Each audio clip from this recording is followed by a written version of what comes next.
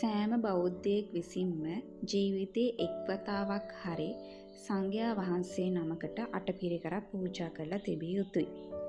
බෞද්ධාගමේ හැටියට ඒක ගොඩාක් ආනිසංස ලැබෙන පින්කම.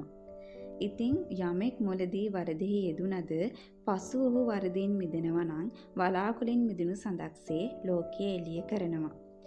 අපි බලමු අද ආනිසංස පූජාවේ අටපිරිකර පූජාව කිරීමෙන් ලැබෙන ආනිසංස මොනවද කියලා.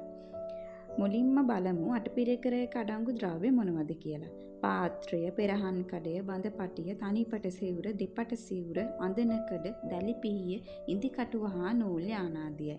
තනිපට සිවුර, දෙපට සිවුර, අඳනකඩ යන මේ තුන් සිවුර පූජා කිරීමෙන් අපට ලැබෙනවා ආනිසංස 8ක්. රන්මන සිරුරක් ලැබෙනවා, ශරීරයේ දූවිලි වැදීමෙන් වැළකෙනවා, ප්‍රභාෂර සිරුරක් ලැබෙනවා, මහත් වූ ප්‍රතාප ඇති වෙනවා, ශරීරයේ ඊතා සිනිඳු වෙනවා, සසර සෑම භවයකදීම සුදු වස්ත්‍ර ලක්ෂ ගණනින් ලැබෙනවා. සසර සෑම භවයකදීම කහ වස්ත්‍ර ලක්ෂ ගණනින් ලැබෙනවා. සසර සෑම භවයකදීම රතු වස්ත්‍ර ලක්ෂ ගණනින් ලැබෙනවා.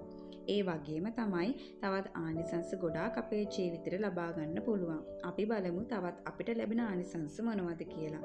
බලගතු ප්‍රඥාව ලැබී, බොහෝ වස්ත්‍ර සම්පත් ලැබී, තේජස ලැබී, පිරිවර සම්පත් සහිතව උපූපන් තැන මහා සැප සම්පත් විඳිමින්, විශාල කුසල් කරගනිමින්, මිත්‍යා දෘෂ්ටි ආත්ම වලට පත් නොවි නිවන් අවබෝධ කරගන්නට පුළුවන් වෙනවා.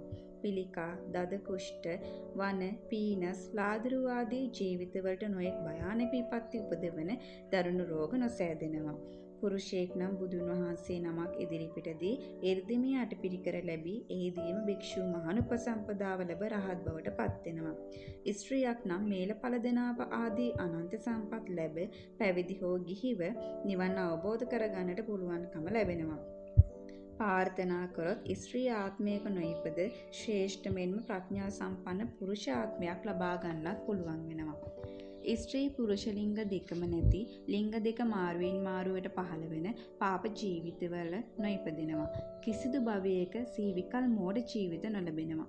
වනාන්තරවල ගියත් දරුණු සතුන්ගෙන් කිසිම පීඩාවක් ඇති වෙන්නේ නැහැ.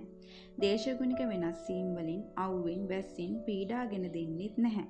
ඉතින් අපි කරන සෑම පින්කමකම එමකින් හටගන්නා විපාක ඵල පිළිබඳ අවබෝධයක් ඇතිව පින්කම සිදු කරන්න ඕනේ.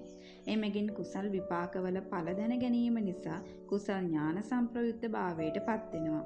කුසල් වල ඵල විපාක නිසිලස නොදත් පුද්ගලයාට ශ්‍රේෂ්ඨ ගුණයක් නොලැබෙනවා.